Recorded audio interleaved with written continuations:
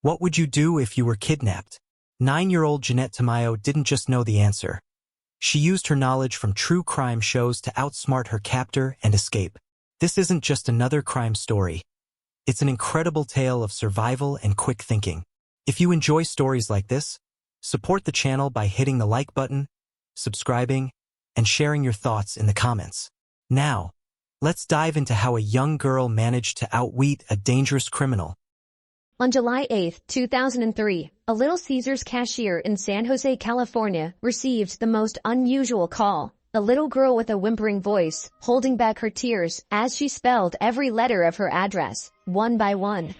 I'm sorry? Who is this? Little did they know she had been kidnapped and her abductor was forcing her to call them. After multiple days of captivity, this had been her only contact with the outside world. He went downstairs, came back upstairs with the pizza and was standing with the pizza box and was staring at me.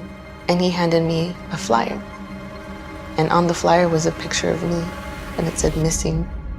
Turned to me, he was like, I have to get rid of you tonight. Kidnapped, assaulted, and held in bounds, 9-year-old Jeannette Tamayo was long gone when the police finally arrived at the scene. A young girl was abducted from her home after school.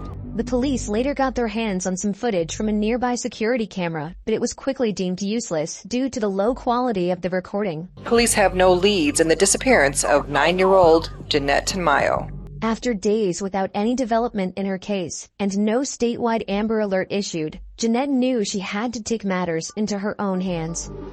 My fear turned into courage, and I told myself, I'm a fighter. I'm gonna make it.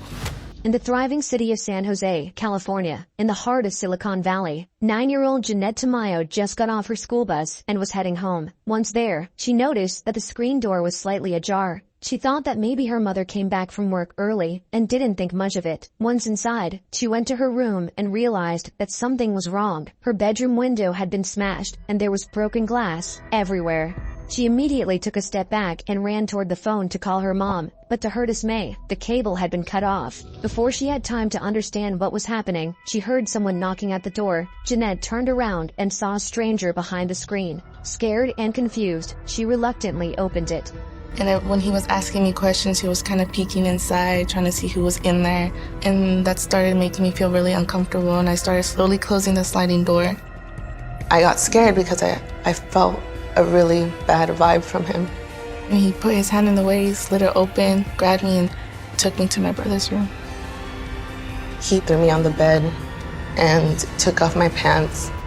Out of respect for Jeannette, we won't cover the assault, as it is extremely graphic. After he was done, her attacker handcuffed her and tied her legs together. He then carried her to his car parked in the garage. There, the man tried to open the door, but couldn't lift it more than a few inches before he saw another vehicle stopping right in front of the garage. From the back seat, Jeannette recognized her mother's car. My brother crawled under the garage. When it opened a few inches, the first thing I told him was to run.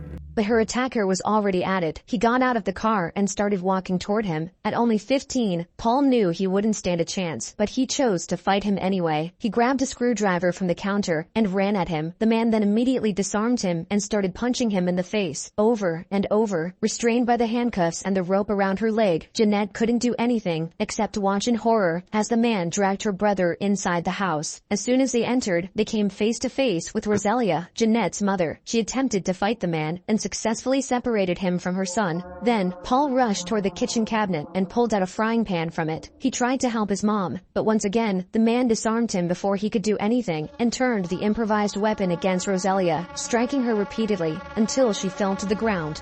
I remember hearing my mom screaming, and it went quiet. I couldn't hear much after that. And I see the man rush back into the garage and into the car. And when I seen blood on his face, I was like, did you kill them? And he just started laughing and I just started to cry. I was like, I didn't know if he had killed them. I didn't know, like, if they were there anymore, if he had killed them. And I was just thinking with the blood on his face that they were gone. My family was gone. Driving like a madman, Jeannette's kidnapper cut through some of her neighbor's bushes. Fighting through her restraints, she managed to turn around and take one last look at her house before they turned the corner. She felt an overwhelming feeling of relief when she made eye contact with Rosalia, running amok behind the car. Her face was heavily wounded and covered in blood, but at least she was alive. Not far behind, her brother Paul was painfully limping towards some bystanders, waving his arm in the air and screaming for help. As soon as the car passed the corner, Jeannette started to scream at the other drivers passing by, slamming her shoulder against the window in an attempt to catch their attention, but her undertaking didn't go unnoticed, as her attacker immediately grabbed the screwdriver from earlier and violently attacked her. After being hit twice, she moved out of his reach. I just remember sliding down, laying there and looking up at the ceiling of the car and just thinking to myself, I'm not gonna make it. I'm gonna die. Back at the house, after the police arrived, Rosalia was refusing to get into the ambulance. She was trying to explain everything that happened to the detective and the other officers, but her condition kept getting worse by the minute, and her panic state didn't do much to help. So after they secured Paul, they had to force her onto a stretcher against her will. They were both sent to the nearest hospital. To a mother, I don't care what happened to you, you thinking and your kids, but I don't can do anything. I don't can do anything. I don't protect my kids.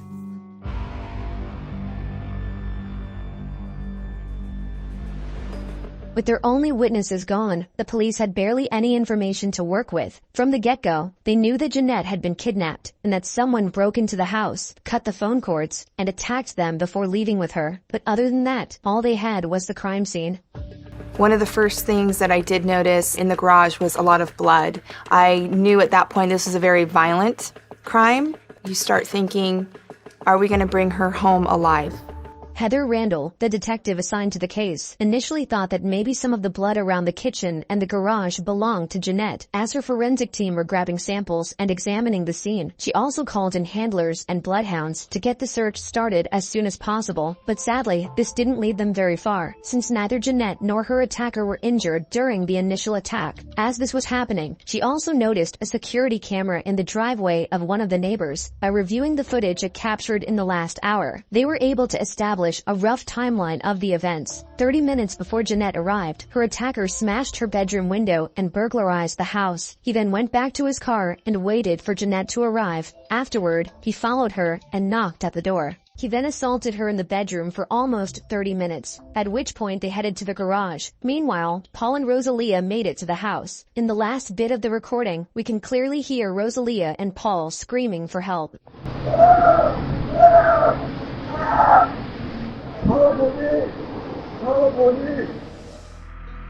But Randall was mainly interested in one particular moment. Here, when the attacker's car was right in front of the camera. In California, it is mandatory to have either a name, a license plate number, or phone number tied to the perpetrator to issue a statewide Amber Alert.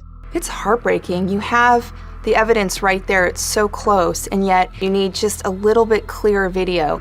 So before she was able to fall back on Paul and Rosalia, she alerted the media, hoping that, even without an Amber Alert, maybe the population would mobilize themselves anyway and spread the word about her disappearance. Together with her department, they got service helicopters in the air with loudspeakers, calling out her name, and gave press conference after press conference, just to make sure Jeannette's name was on everyone's mind in San Jose. It puts 1,000 more sets of eyes out on the street, and we knew it was extremely important to push the information out to the public, give them a picture of Jeannette, make sure that flyers were flooded throughout the city. Along the way, Jeannette kept mental notes of every turn they made, hoping she would be able to find her way home if she ever escaped. After a short ride, the car suddenly stopped. The man drove into the garage of a large white house. He opened the door, picked her up, and carried her inside. There, he went up the stairs to the second floor and opened a locked door. Behind it was a very small room with a TV, a little window, a bed, and a bathroom. He threw her on the ground and approached her with a menacing look. After each assault, he would clinch her wrist to the shower head using a pair of handcuffs, run the water, and leave her there for a while. I started to break down and cry, and that was my only safe place, was the shower, because every time he left me in the shower was when he didn't touch me, he wouldn't hurt me, or he wouldn't rape me. The next morning, the aftermath of the kidnapping took its toll. While the rest of the Tamayo family gathered around Rosalia in San Jose, the police asked some of the family members to take part in the public address. In the morning, he was watching the news again. My cousin was talking to me through the news. She was saying, Jeannette, if you can hear us, just know that be strong, girl. We're looking for you. She was like, just don't give up. That gave me hope. That gave me the strength. Either I'm going to fight to get out of here or die trying. During her second day of captivity, Jeannette started to plan out what would be her best course of action against her abductor. Because my life was at risk, I said to myself, I have to have a conversation with him so he gains my trust. So she tried to ask him the most casual question she could think of, sort of asking him, "Where are you from?" Her attacker turned around with a dubious look on his face. He stood up, looked at her straight in the eyes, and for the first time since he kidnapped her, smiled. An intense feeling of disgust filled her chest. At that moment, she wished she could have spit at his face, stabbed him in the back with his screwdriver, or any other acts of retaliation one could think of, but instead, she listened to her instinct. She smiled back, trying to look as innocent as possible. She then asked him if she could get a glass of water. He handcuffed her, and for the first time, left her alone in the room while he went down the stairs to go and get it. Now by herself, she started to nervously tinker with the handcuffs, since she had noticed that the lock didn't require any key. It was mechanical. I remember feeling with my fingers a little button and like a latch. I realized that if I moved the latch one way and pressed that button, the handcuffs would release.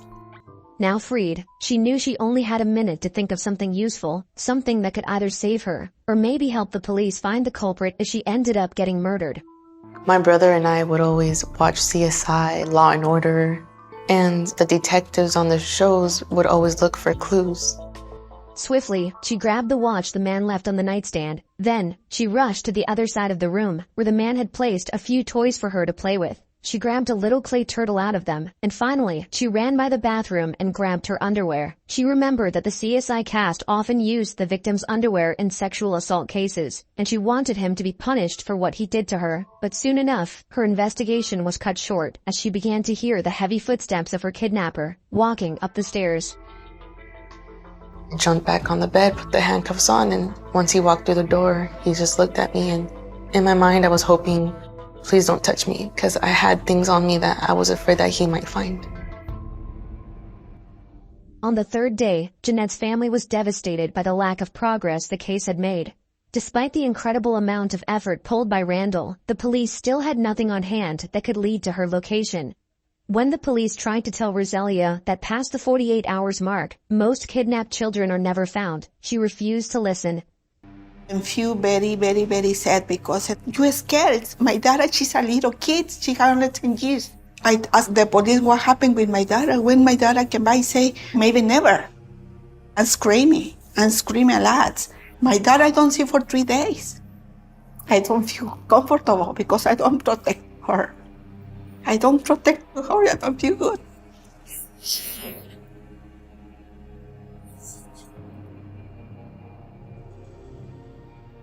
It is at this point that Jeannette became completely numbed to her kidnapper's assault. Her only impulse was to stay strong and stick to her strategy. She needed to continue to manipulate him. This was her only chance at survival. My befriending was working. He asked me, "Are you hungry?" And I looked at him and I said, "Yeah." He gave me his cell phone. He had a cell phone with him. And he made me call for pizza. He gave me the phone number of the cell phone that he had. And I gave it to the man. The man on the other side of the phone said, "Can I get your address?" He told me the address. And just like she did with the movement of the car 2 days ago, she memorized all of it. If she ever got away, she wanted to be sure she would be able to take him down afterward. Eventually, someone rang the doorbell, and her kidnapper left the room for a minute. When he came back, he had a smile on his face. He put the pizza on the floor, and on top of the box, there was a missing person flyer with her face on it. He then told her that he would get rid of her tonight, before leaving the room. Once he closed the door behind him, she threw away the pizza and started to grab all the evidence she could. She then stuffed all of it inside the pizza box and hid it under the bed. When he came back, he grabbed a pillow and started smothering her with it. Gasping for air, she tried to push her face against the side, but the man was too strong. As the lack of oxygen started to take its toll, she felt an immense rush of adrenaline running through her body, and in one final push, successfully slid her face to the side, enough so that she was able to take one last breath. As soon as 5 seconds later, after I got some air, he pulled the pillow off and he asked me, "Do you want to take a shower?" When she came out of the shower, she quickly dressed up and made sure the pieces of evidence she gathered earlier were still in her pockets. She then heard someone knocking loudly at the door downstairs. She wanted to scream, but her kidnapper immediately jumped on her and put his hands over her mouth. Afraid that he would try to kill her again, she calmed down and waited for the person at the door to leave. We were sitting in the room for a while, and afterwards, when he heard that it was all quiet, that's when he took me downstairs into the garage. It was all dark. He then forced her into his car, put her back in handcuffs, and started driving. The ride was long, and Jeannette couldn't stop crying and screaming. Midway through it, she took a second to calm herself down in an attempt to make some sense of what had happened to her so far. I remember just crying to myself and just saying, I did the best I could. I was just preparing myself for my own death. But even then, she hadn't fully given up yet. Along the way, she once again did her best to remember every turn they took, but they rode for over 30 minutes, making it far more difficult than the first time. After a while, the car approached the neon-lit parking lot of a liquor store, not far from the highway. The car had stopped, and as soon as he stopped the car, he grabbed me by my hair, and I looked around, I was like, where are we? And he was like, I'm letting you go. And when he grabbed me by the back of my head, by my hair, he pulled me towards him. He was like, if you ever tell anybody what I did or who I am or anything about me, I will come back for you and I will kill your family and I will kill you too. As her kidnapper left, she ran toward the liquor store. She couldn't believe she succeeded. She somehow gained his trust. These thoughts and emotions flooded her mind, and before she knew it, she was face to face with the cashier. I was just all kinds of emotions in one, and I remember the gentleman that was behind the counter looking at me and asking me, are you okay? And then he said, you're the little girl from TV.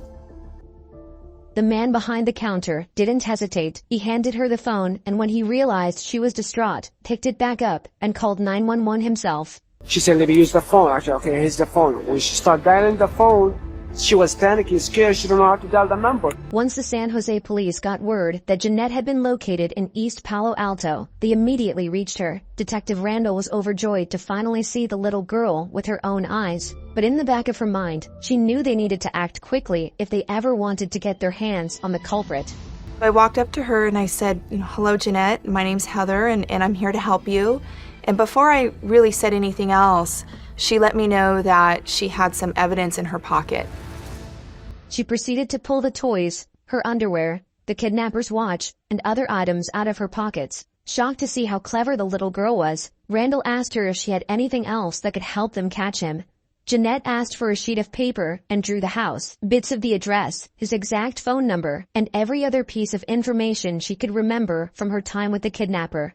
Noticing how knowledgeable she was, Randall asked her a decisive question. I asked her, do you think you can find his house? She said, I think I can. And she said that she could direct us by saying right or left, right or left. While the police were heading back to San Jose to look for the man's house, another officer started to call every pizza place in the area to see if they could match the phone number to a complete address. But before they knew it, they were already closing in on the place as Jeannette shuddered with excitement in the back of the patrol car. I felt brave. I think that's why I stood up in the back of the car and started yelling and saying, that's it. A few minutes later, Randall received a confirmation from the pizza place that this was, in fact, the right address, so she ordered a tactical team and a K-9 squad to raid the home. Our SWAT team then put a plan in place to go and take him into custody. They had a layout of the home from Jeannette, and they went in and were able to determine that he was hiding up in the attic. The suspect, David Montiel Cruz, attempted to evade arrest and threatened the officers inside the house, so they unleashed the dogs at him. He suffered multiple injuries on his arms and was escorted outside of the house. Inside, Heather also found the evidence-filled pizza box under the bed. Police say they know little about the background of the suspect. He was arrested at this house early yesterday morning. The district attorney's office filed 9 felony charges against Alvarez, including sexual assault, burglary, forcible lewd acts, rape, battery, and a special circumstance. After the arrest, Rosalia was called, but emergency services needed to get Jeannette into the ER as soon as possible. After all, she'd been stabbed, and the wounds had yet to be treated, so Rosalia and Paul followed them and finally got reunited with her when she was stabilized. I remember them taking me to the hospital, running tests on me. I remember opening the door and seeing my mom And her face was so bad. Like, she didn't even look like my mom. I think she touched my mom's face. She said, "You're hurt." You know, she was so brave. She didn't care about herself. She was worried about us. You're everything to me, you and Paul were. Yeah. Very happy because I know my dad. For the symbol, it's when she born, second time for me. The following years have not passed easily for Jeannette. For a time, she dealt with her personal pain on her own. She would never leave the house, stuck in the clutches of a paralyzing fear of men and the outside world. But when she was 15 years old, after 6 years of therapy, something clicked. She finally decided to face her fear and do something about it. 12 years later, TV producers reunited her with Heather Randall, the detective who, with a little help from one clever 9-year-old, put an end to the rampage of David Montiel Cruz and put him behind bars for life. Hi. It's so good to see you. I never really got the chance to come back and tell you guys thank you for everything that you did. I really appreciate it. You were strong, you're smart. What happened was you were amazing. You were brave, and that's why you're here today. Even if her trauma hindered her childhood, she didn't let it take over her life as an adult. Today, she decided to follow in Heather's footsteps and study law enforcement. Her goal is to one day be a detective and help her community in the same way Heather helped her. And on top of that, she also wants to become a voice for the missing and every victim of violence. Everybody has a story, and no matter what life throws at us, no matter what obstacles, we're all fighters. And we all have the ability to keep going. I turned my fear into courage. I got my family back.